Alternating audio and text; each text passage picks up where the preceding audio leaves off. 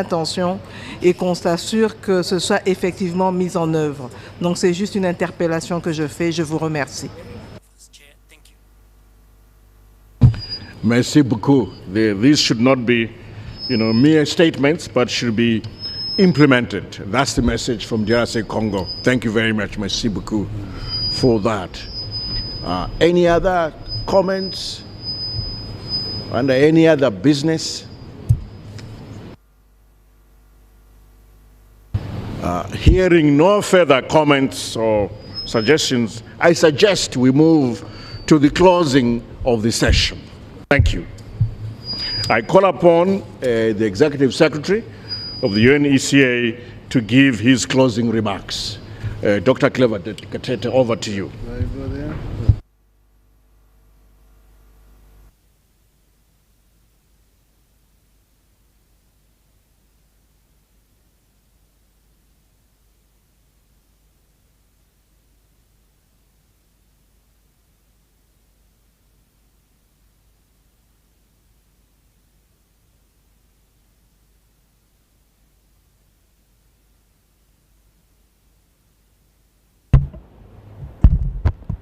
Yeah, thank you very much, Chair. Can you hear me? Is this clear? Yeah, thank you so much. Your Excellency, Professor Muturi Nkube, Minister of Finance, Economic Development and Investment Promotion, and the Chair of this Bureau, Honorable Ministers present here, distinguished delegates, ladies and gentlemen.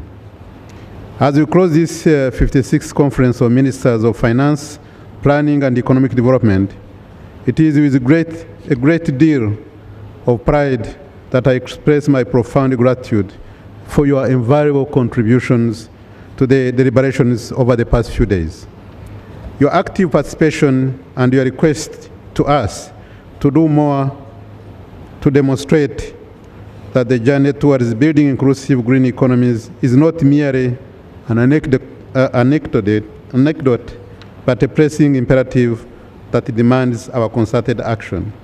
The insights shared, the innovative solutions that have been proposed, and the partnerships that have been forged underscore our resolve to advance economic prosperity for all Africans. Excellencies, distinguished delegates, I'm aware that you have listened to many speeches and presentations over the past few days, so I'll be brief. I have 3 points to make. First, we should celebrate our achievements. We built consensus on the following. One, the key areas for the reform of the global financial architecture to be fit for purpose. Second, the instruments and institutions that we need to bridge the technology gap. And third, the innovative financing mechanisms that can work for us with the right governance frameworks.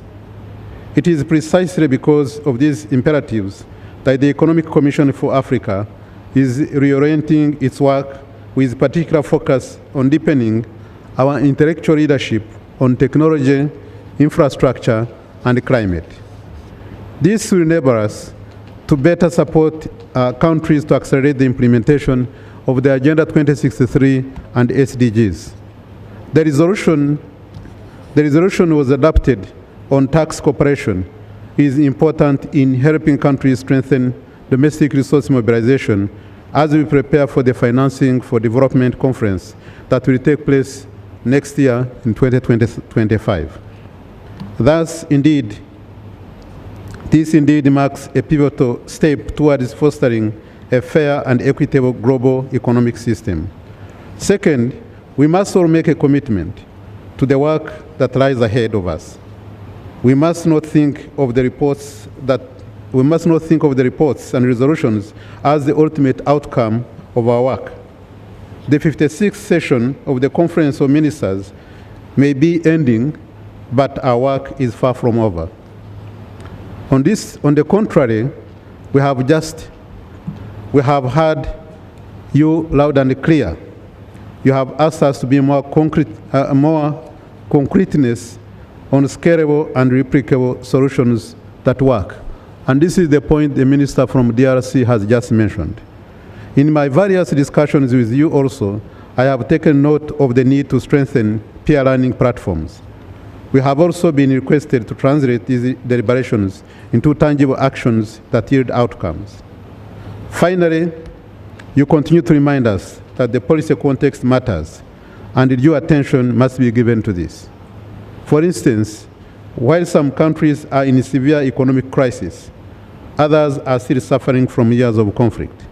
Yet, all of them face the same disproportionate burden of the impact of climate change. Excellencies, distinguished delegates, we will undoubtedly face many challenges in implementing our commitments. But this must not distract us from staying focused on the goals. We have an exciting road ahead. I look forward to seeing you again next year to share with you the work we have done to help you close the widening climate and development financing gap. But before that, however, I look forward to our interactions at the forthcoming Africa Regional Forum on Sustainable Development that will take place in Egypt, where we will shape Africa's inputs to the Summit of the Future. Let us remember that the Pact of the Future for the Future can only be successful if Africa is at the center of these discussions. In closing, I wish to extend my heartfelt gratitude to the President, the entire government, and the people of Zimbabwe for their warm hospitality. It truly has been an amazing conference with full support of the government of Zimbabwe. We thank you, Honorable Minister, and all your team. Thank you. I'm grateful to all the speakers and experts who helped us shape the narrative for this event. I'm also particularly grateful to the leadership of the African Union Commission for standing with us throughout this journey. Finally, I want to commend all the staff who have shown great commitment to ensure we get the right results. As we depart, let us carry forward the spirit of collaboration, innovation, and the determination that has permeated our discussions. But please find time, as mentioned by the President, to visit the beautiful sites of Mosi Atunya. I hope I say it right, the smoke that thunders. I thank you very much for your kind attention.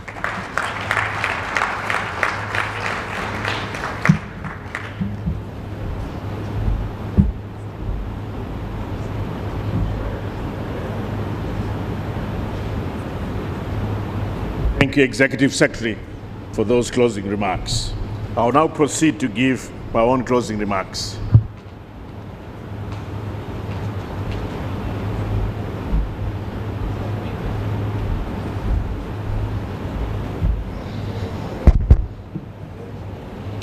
The Executive Secretary of the Economic Commission for Africa, Dr. Clever Gatete, Honorable Ministers and Excellencies here present and also online, distinguished guests, ladies and gentlemen present here and also online. As the chair of the Bureau of the Ministerial Segment, I'm privileged to close the 56th session of the Conference of African Ministers of Finance, Planning and Economic Development. I wish to further express my profound appreciation to the ECA for convening the 56th session of the Conference of African Ministers of Finance, Planning and Economic Development in the beautiful city of Victoria Falls, Mosi Atunya, the smoke that thunders. Allow me to also express my thanks and deep gratitude to the ministers, the experts, the secretariat, the media, and other service providers for working towards a successful meeting of the Conference of Ministers. I extend my heartfelt gratitude to all those who have supported us in hosting this conference. Excellencies, Honorable Ministers, distinguished ladies and gentlemen, the crisis Africa faces exacerbate poverty, inequality, unemployment, and climate events are estimated to have cost African countries about 5% of their gross domestic product. And climate change is anticipated to be one of the main drivers of migration and poverty in Africa. As discussed in both the expert and ministerial segments of our meeting, economic growth in Africa remained subdued in 2023 amid tight monetary policies, low demand for African exports, and global factors such as the global tensions in Europe, leading to elevated food and fuel costs and limited fiscal space. Excellencies, ladies and gentlemen, to address these challenges, the theme of this year's conference, which is financing the transition to inclusive green economies in Africa, looking at the imperatives, opportunities, and policy options, provided a platform to consider strategies and actions for leveraging public and private investment, sustainable debt practices, and innovative financing tools. The conference explored policy options that encompass reforming the global financial architecture, boosting private sector participation, exploring innovative financing tools, implementing the African Continental Free Trade Area agenda, and fostering regional and global cooperative initiatives to drive climate resilience and sustainable development across our continent. Your Excellencies, in the wake of our recent session, it is abundantly clear that Africa stands at a pivotal moment. We face formidable challenges, yes, but with challenges come opportunities. Opportunities to reshape our destiny, to forge ahead with bold solutions, and to redefine Africa's narrative. Our discussions have underscored the urgent need to transition to inclusive green economies, to restructure the global financial landscape, to accelerate regional integration, and to promote tailored support for our least developed countries, and do not leave middle-income countries behind who are caught in a development trap as well. Therefore, let us consider a focused action plan. We must roll out structural reforms that breathe life into our economies, fortify our resilience, and empower effective fiscal policies. Let us turbocharge regional integration efforts, rallying behind initiatives such as the Africa Continental Free Trade Area and the Programme for Infrastructure Development in Africa, PIDA. The time is now to lead the charge towards an inclusive green transition, embracing renewable energy solutions, sustainable resource management practices. We cannot ignore the pressing need for financial reform. Let us champion equitable access to financing and alleviate the burden of debt that stifles our progress. Strengthening partnerships is paramount. We must work hard. We must work hand in hand with the African Union and the United Nations to advance the objectives of Agenda 2030 and Agenda 2063. We owe it to our countries to provide tailored support, extending transitional periods and offering post-graduation assistance. Your Excellencies, Honorable Ministers, distinguished ladies and gentlemen, with the goal of bringing Africa to its full development potential, the 2024 Conference of Ministers presented us with another opportunity to generate genuine